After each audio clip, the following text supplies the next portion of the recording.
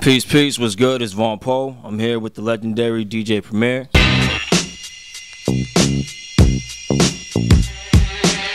How were you able to stand out throughout all these years, and how do you continue to stay creative in the game after all this time?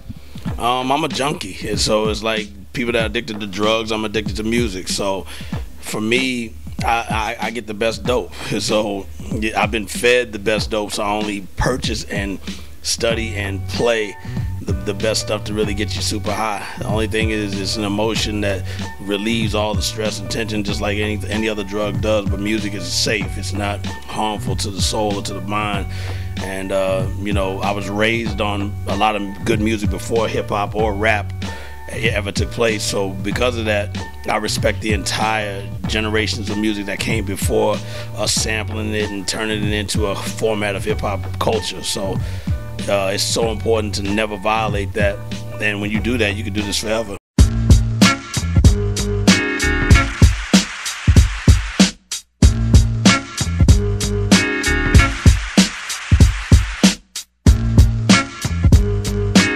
What can the fans expect to hear from you? Is there anything in the works that you'd like to elaborate on? There's a lot of things in the works. I have a new website called PremierWasHere.com. That's Premier WUZ, PremierWasHere.com.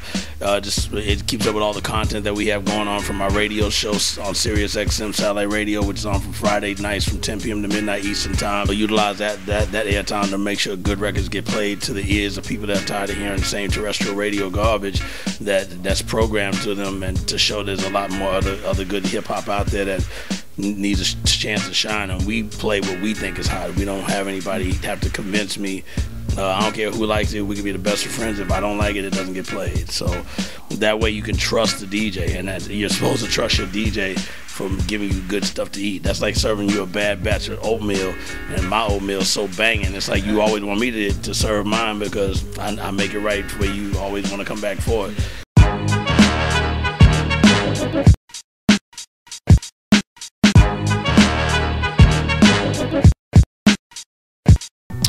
My label Year Round Records, which has been around for a while, we've been keeping it independent and keeping it raw. You know, it's a label where I can just do whatever I want. I'm doing a project with MC8 from Compton's Most Wanted. We're sharing it. It's his label Blue Stamp and mine Year Round. So it's a Blue Stamp Year Round release called Which Way Is West. I produced 4 songs on it. He's got Young Melee on it from the West Coast. He's got Corrupt. He's got Be Real. He's got Exhibit. He's got Dub C. He's got the Outlaws.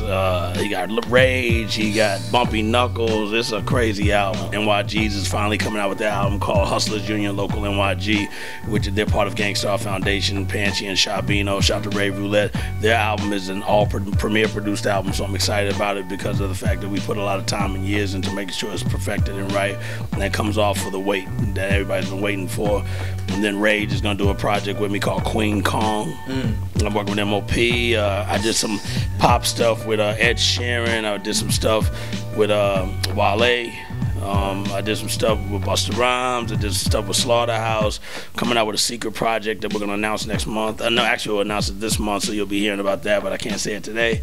And there's a few secret projects going on that I can't speak on that are big, so I'm happy about all of that. And just did something with Miguel. Shout to Terminology. He's coming out with a project. I'm doing something, a track for him. I'm also got Khalil, who's also from Houston, Texas. He has an EP coming out called EP 2014. The Rabble Rouser, that's coming through year round. Man, just off the head, that's what comes to mind right now, but there's so much more. Joey Badass, yeah, we just did a banger. Yeah, we just did a banger called Paper Trail, so look out for Joey Badass. You know, yeah, I'm staying heavy, man.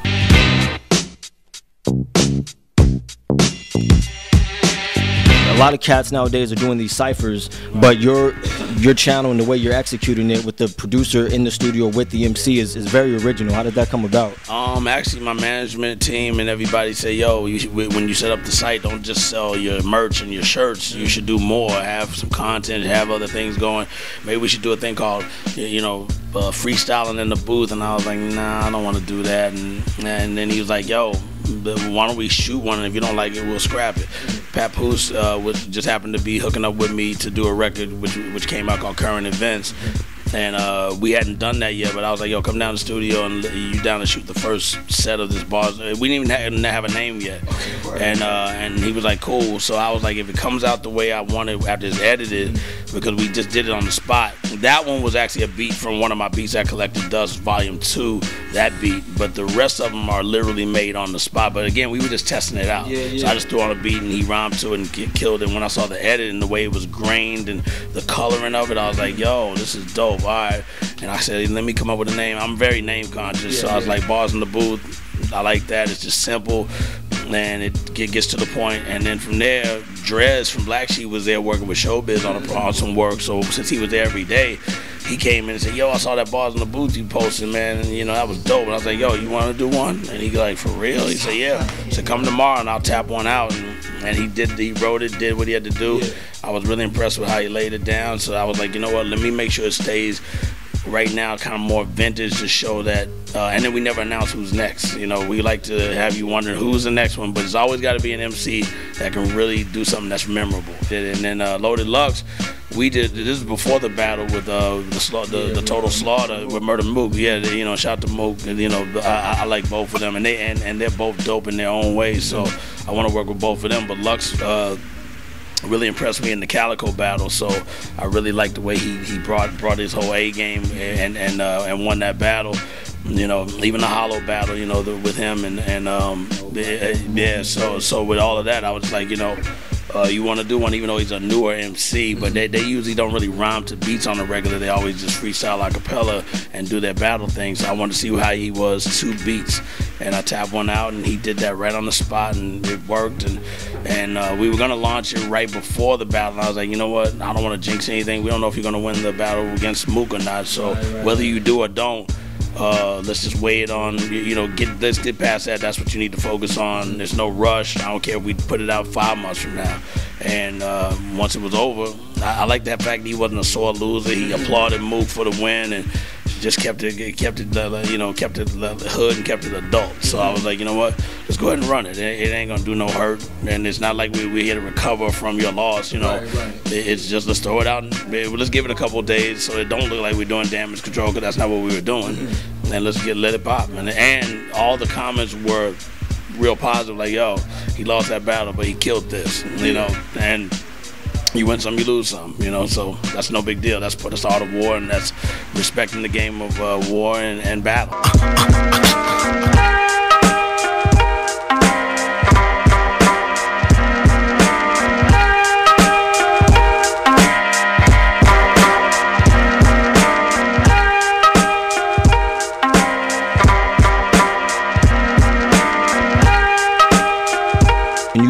Drop any wisdom on longevity and what it is. I mean, with the internet being what it is, and everybody, technology is just cheaper now. You got a new MC every blue moon.